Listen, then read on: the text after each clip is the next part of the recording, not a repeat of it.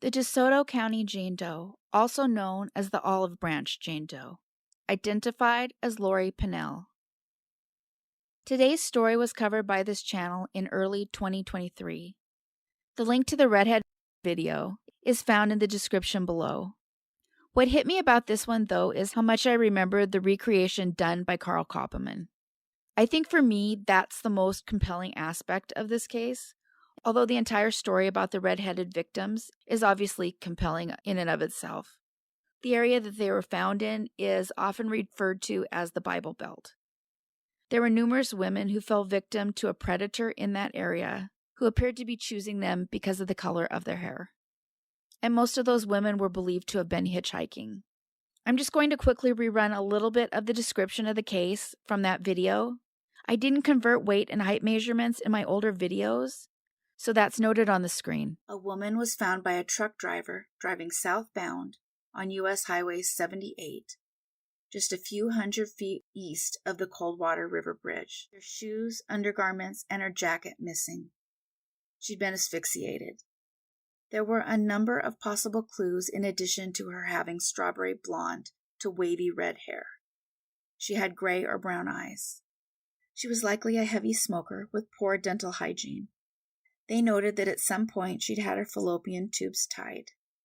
She had deeply bitten fingernails, and on her right ankle there was a tattoo of the letters THC, and on the left ankle it said either RCJ, REJ, or RET.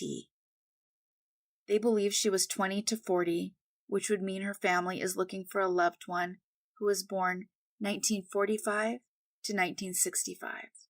In a lot of the cases where the women are tied to the redhead murders, the reference material refers to the fact that in 2019, it was announced that deceased trucker Jerry Leon Johns was responsible for at least one of the women. His DNA was linked to Tina Farmer. However, it's very much up in the air how many of the suspected victims are truly linked. There are a few different layers to most of these cases. On one hand, you have the question of who they were, but on the other hand, the question of who did it, which is made just that much more compelling by the fact that some of the cases, if not all, are linked. We do know that truck driver Jerry Leon Johns was responsible for Tina Farmer in 1985. Tina was previously a Jane Doe herself. Personally, I think it's unlikely that one person was responsible for all of the linked redhead cases. I won't go into it again, but I think there's a lot of questions as to who is responsible and how many are truly linked to each other. Definitely some are. This is another case that has been solved by Othram Labs, and thankfully, they successfully processed her DNA, which was a bit of a long shot because of the condition. There had been multiple attempts in the past, but they weren't able to complete the DNA processing.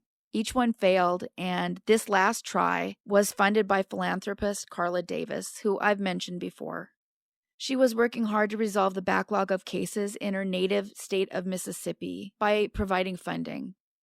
Thankfully, they have been able to determine her name was Lorie Pennell. Lorie was born on September 6, 1962, and she was just 20 when she went missing. She was last seen alive at a West Memphis, Arkansas truck stop. Shortly after this, she was reported missing. What they didn't know was that a few years later, her remains would actually be found, meaning she'd been only 30 miles or 48 kilometers away from home all of that time. Sadly, her parents would pass in the almost 40 years that went by without any information on what had happened to her. I think often it's parents I have the most compassion for, although it hurts everybody who's involved. They both passed in 2007, which means they lived 25 years without Lorie. There had been a brother who passed away at 4. It had to be a lot to endure, I can't imagine. She has one brother who's still alive, who finally knows now what happened to Lorie. He's reportedly been spoken to but hasn't spoken out. Lorie Pennell went unidentified for 39 years.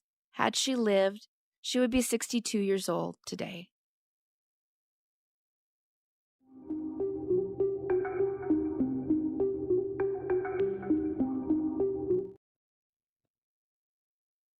Adam Kadman Doe, Orlando, Florida.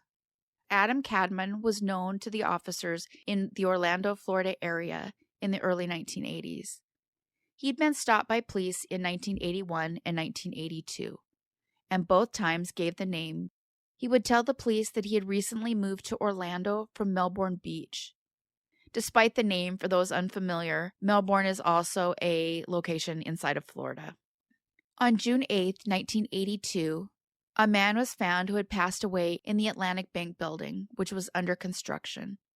It's believed that he accidentally fell from the structure. The young man was, in fact, the man that the police knew as Adam Kadman, but it turns out that name wasn't real.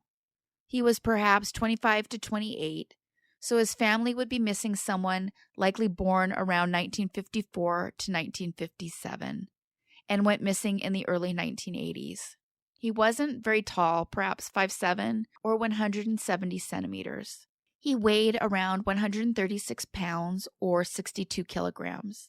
He had a sparse beard and a mustache as well as brown eyes, and he was wearing a red t-shirt that said Sebastian Inlet Surf Club. He also had some knee-high boots that he wore, and the heel of the left boot had become detached from the sole. He was wearing a red vinyl jacket, and he also was possibly a pipe smoker, as a pipe was found with him. It is so important that anyone who thinks they may know him call the number on the screen. Adam Kadman has gone unidentified for 42 years.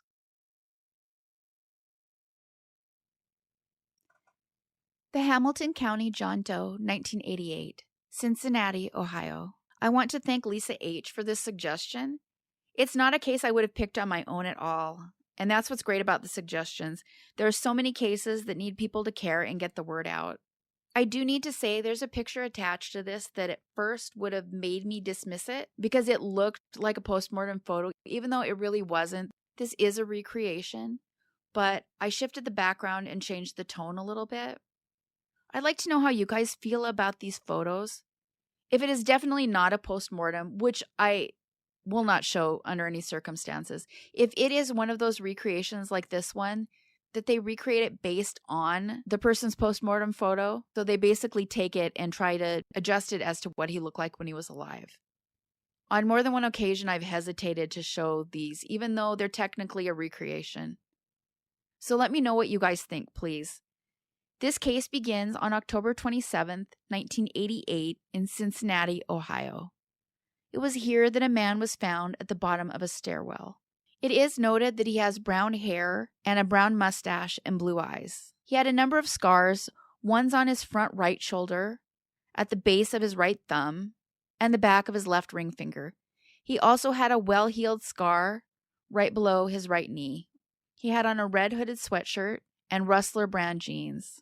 He was likely 20 to 30, which means his family is missing someone who went missing around 1988 and was born perhaps 1958 to 1968. This would mean his peers are likely in their 50s and 60s today. He was likely around 5'8" and 137 pounds or 172 centimeters and 62 kilograms. I wish there was more information on this case. I feel like I'm not giving very much, but it's so important, if anyone has any idea who he was, to call the number on the screen. The Hamilton John Doe, 1988, has gone unidentified for 35 years. Huge thanks for watching all the way to the end, and a big thanks to all of you who consistently like and comment on the videos. Whether you leave a full comment or an emoji, it makes a huge difference.